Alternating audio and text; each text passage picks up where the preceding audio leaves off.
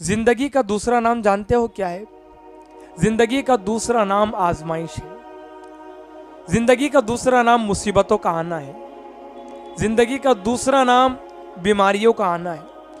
अगर आप जिंदा है तो ये आपके जिंदा होने की अलामत है कि आपके ऊपर आजमाइश आ रही है।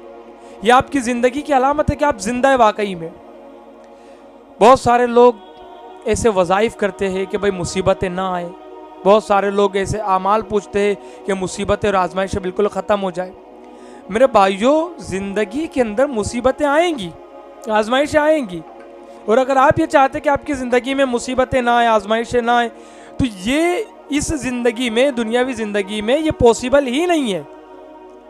आजमाइशें ख़त्म हो जाए, मुसीबतें ख़त्म हो जाए, बीमारियां ख़त्म हो जाए, ये दुनिया की चीज़ ही नहीं है, ये तो जन्नत की चीज़ है। ऐसी लाइफ जन्नत में है। हाँ, आप ये सवाल करें कि भाई ये प्रॉब्लम है, अब इसका सॉल्यूशन क्या है, ये आजमाइश है, इसका सॉल्यूशन क्या है, वो आपको मिल सकता है। लेकिन ये कि भाई आजमाइश ख़त्म हो जाए, मेरे भाइयों, ये जिंदगी का नाम है दूसरा आजमाइश। तभी तो अल्लाह ने कुरान मुकद्दस में जगह जगह आजमाइश का जिक्र फरमाया। अपने ख़ास बंदों के ऊपर अल्लाह ताला ने आजमाइशें डाली है ना। अच्छा, एक चीज़ मैं आपको आज बताऊंगा, आजमाइश अगर ख़त्म होने का नाम नहीं ले रही है, मुसीबतें अगर ख़त्म होने का नाम नहीं ले रही है, तो आपको ये चीज़ करनी है। इतनी पावरफुल चीज़ है, इतनी बाअसर चीज़ है कि ये चीज़ आपको कितनी भी बड़ी मुसीबत हो, कितनी भी बड़ी आजमाइश हो, बिल्कुल नामुमकिन चीज़ हो कि पॉसिबल ही नहीं है, उस नामुमकिन चीज़ को भी ये ऐसी चीज़ है कि ये पॉसिबल के अंदर बदल देंगे। बिल्कुल, अगर पहाड़ जितनी बड़ी परेशानी है ना, पहाड़ को ख़त्म कर देंगी ये चीज़ ऐसी।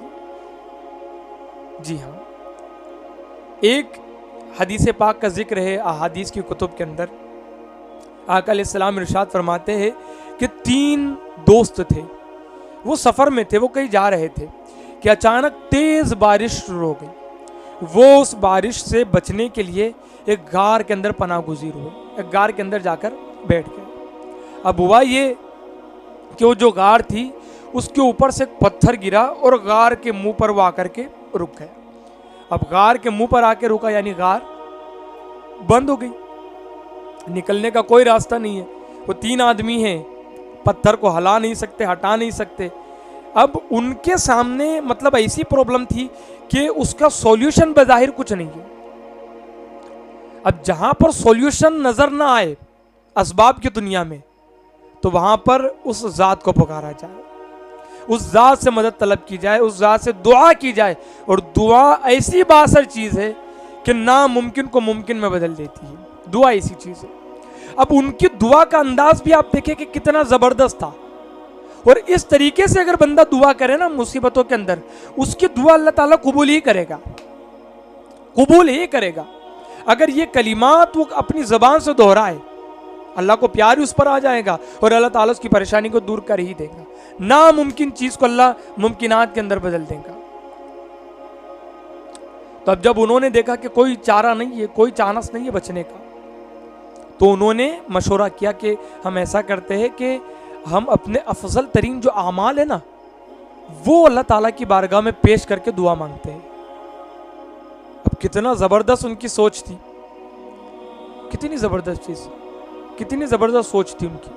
तो उन्होंने ऐसे ही किया। एक बंदे ने अल्लाह ताला की बारगाह में या अरीज़ा पेश किया कि ए मौला, एक मर्तबा ना मैं अपने खेत में गया और अपने जानवरों को चराया, और जानवरों को चराने के बाद मेरा मामूल ये होता है अल्लाह कि मैं घर आता और अपने जानवरों का दूध धोता, दूध निकालता जानवर से, और वो अपने वालिदैन की बारगाह में पहले पेश करता, वो पीते, उसके बाद मैं अपने बच्चों को पिलाता। अब एक दिन मुझे आने में ताख़ीर हो गई, मैं घर लेट आया, मैंने अपने जानवर का दूध धोया, जानवर का दूध निकाला, और अपने वालिदैन को देने के लिए मैं जब गया तो मैंने देखा कि मेरे वालिदैन सोए हुए थे। अब मुझे ये मुनासिब नहीं लगा कि इनको जगाया जाए, अगर जगा देता तो नींद में खलल पैदा होता। तो मैं उनके सराहने खड़ा रहा।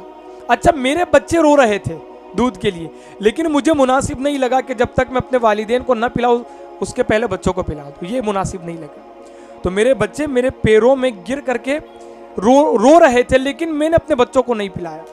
میں اپنے والدین کے سرانے کھڑا رہا دودھ لے کر کے، یہاں تک کہ فجر طلوع ہو گئی۔ فجر جب ہوئی میرے والدین اٹھے، میں نے ان کے سامنے دودھ کو پیش کیا، انہوں نے دودھ پیا، پھر میں نے اپنے بچوں کو دیا۔ تو اے مالک، اگر میرا یہ عمل تیری بارگاہ میں قابل قبول ہے، اور اگر یہ عمل میں نے صرف تیری رضا کے لیے اگر کیا ہے، تو مولا اس پتھر کو تھوڑا سا سرکا دے تاکہ آسمان ہمیں نظر آئے۔ اب کیسی چیز انہوں نے اللہ کی بارگاہ میں پیش کی، دیکھو نا، اور کہا کہ مولا اگر خالص تیری رضا کے لیے میرا عمل تھا تو پتھر کو سرکا دے۔ اللہ تعالیٰ نے وہ پتھر کو تھوڑا سا سرکا دیا۔ اب دیکھیں راستہ بھی تھوڑا سا نکل آیا، اور یہ بھی سرٹیفکیٹ مل گیا کہ وہ اعمال اللہ کی رضا کے لیے خالص تھا، اور اللہ کی بارگاہ میں وہ عمل مقبول ہو گیا۔ دوسرے بندے نے کہا مولا میں اپنی چچا کی جو بیٹی تھی، میرے چچا کی جو بیٹی تھی، اس سے بڑی محبت کرتا تھا، اور میں اس سے ناجائز تعلقات بنانا چاہتا تھا۔ میں نے بہت اس کو منایا، لیکن وہ نہ مانی، مجھے روکتی رہی، لیکن وہ پھر 100 دینار میں تیار ہو گئی۔ میں نے جیسے تیسے کر کے 100 دینار کا انتظام کیا، اور اس کو وہ 100 دینار دیے، وہ راضی ہو گئی۔ تو میں اس کے دونوں پیروں کے درمیان بیٹھا تھا۔ پھر اس خاتون نے مجھ سے کہا کہ اللہ سے ڈرو، اور یہ جو ہمارا تعلق ہے یہ جائز ہو سکتا ہے، اسے ناجائز طریقے سے حاصل نہ کرو۔ تو مولا یہ بات جب اس نے کہی، میں نے اس کو وہیں پر چھوڑ دیا اور میں نکل گیا۔ مولا اگر یہ میرا عمل تیری رضا کے لیے خالص تھا تو مولا تھوڑا سا اور پتھر کو سرکا دے، اور تھوڑا سا راستہ دے دے۔ وہ پتھر اور سرک گیا۔ دیکھو یہ کتنی پاورفل چیزیں، دیکھو آپ، وہ اعمال یہ اللہ تعالیٰ کی بارگاہ میں پیش کر رہے ہیں جس کے اندر صرف رضا الہی تھا۔ اور اگر کوئی بندہ ایسے اعمال کرتا ہے کہ خالص اللہ کے لیے کسی کام کو چھوڑتا ہے، خالص اللہ کے لیے کسی کام کو کرتا ہے، تو اللہ تعالیٰ تو پھر کرم کرنے والا ہے نا۔ اللہ تعالیٰ کے اختیار میں تو پھر سب کچھ ہے۔ اللہ کیا نہ دے آپ کو، اگر بندہ ایسا بن جائے کہ خالص اللہ کے لیے چھوڑ دے کسی چیز کو، اور خالص اللہ کے لیے وہ کرنا شروع کر دے، تو پاورفل چیز ہو جاتی ہے نا۔ پتھر تھوڑا سا اور سرک گیا۔ تیسرے شخص نے کہا کہ مولا میں نے ایک مزدور کو مزدوری پر رکھا، ایک مزدوری طے کر کے اس کو مزدوری پر رکھا، اس نے وہ مزدوری پوری کی، کام پورا کیا، تو میں نے اس کو اس کی مزدوری دینی چاہیے، تو اس وقت اس نے انکار کر دیا۔ اب میں نے تھوڑے سے نا جو یا گیہوں اس کو دے رہا تھا، میں اس نے انکار کر دیا، وہ چلا گیا۔ تو میں نے وہ جو دانے تھے گیہوں کے، جو کہتے غالباً ہو، تو وہ میں نے کھیت میں گاڑ دیے، بو دیے، تو اس سے فصل نکلی۔ اللہ تعالیٰ نے اس فصل میں اتنی برکت دی کہ میں نے ایک چرواہا بھی خرید لیا اور ایک گائے بھی خرید لی، اور بالکل برکت تھی اس میں۔ تو وہ مزدور جس نے مزدوری نہ لی تھی، وہ کچھ دنوں کے پاس میرے پاس آیا اور کہا کہ اللہ کے بندے میری مزدوری دے دے۔ تو میں نے وہ گائے جو اس کے دانے سے خریدی تھی، اور وہ چرواہا جو میں نے خریدا تھا، اس سے کہا کہ اس چرواہے اور گائے کی طرف چلے جاؤ، وہ تمہارا ہی ہے۔ تو مزدور کہنے لگا کیوں مذاق کرتے ہو؟ تو اس نے کہا بھائی یہ واقعی میں تمہارا ہی ہے۔ پھر اس نے پورا معاملہ بیان کیا۔ اس نے کہا کہ مولا اگر یہ اعمال تجھے پسند آئے اور یہ خالص تیری رضا کے لیے تھے، تو مولا مکمل پتھر کو ہٹا دے۔ اللہ تعالیٰ نے پتھر کو ہٹا دیا، تینوں کو راستہ مل گیا۔ اب یہ واقعہ بڑا دلچسپ ہے، غور کرے کہ انہوں نے ایسے اعمال جس میں خالص اللہ تھا، اللہ کی رضا تھی، ایسے اعمال جس میں صرف خدا کی خوشنودی تھی، وہ اعمال اللہ کی بارگاہ میں پیش انہوں نے کیے۔ ہم بھی اپنے شیڈیول کو چیک کریں، ایسے اعمال نکالیں جس میں صرف رضا الہی ہے۔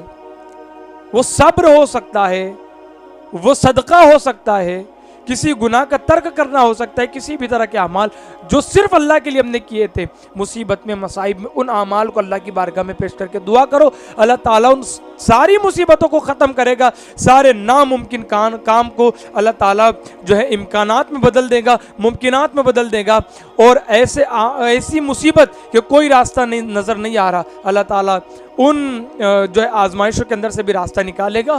پہاڑ کا سینہ بھی اللہ چیر سکتا ہے، پہاڑ کو بھی اللہ تعالیٰ تعالیٰ ہٹا سکتا ہے، دریا کے اندر بھی اللہ تعالیٰ راستہ بنا سکتا ہے، آگ کو بھی اللہ گلزار بنا سکتا ہے، اندھیروں کو اللہ تعالیٰ اجالوں میں بدل سکتا ہے، یہ اس کے اختیار میں ہے، بس بندے کی اخلاص للہیت ہونی چاہیے۔